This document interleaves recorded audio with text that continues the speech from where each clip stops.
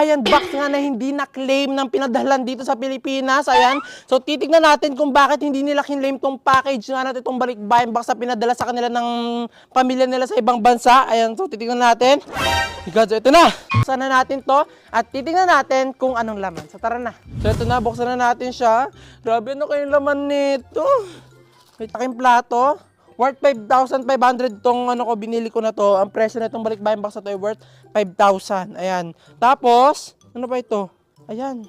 Ito yung mga nilalagay sa lamesa. Amazing! Gawin natin ito nabasag na plato. So, hindi ko plato ba to?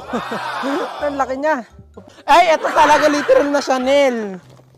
Chanelas, oh! Ay, hindi ito Chanelas. Sapatos pala. Ano ba yan? Ay, marami pang nasa loob. Lungkotin pa natin. Ayan, ito, wow, pantakip. Amazing! Kasirola, ano ba to? Hala, sayang, basag-basag. Ito ba? May sapatos, tapos, ang kasama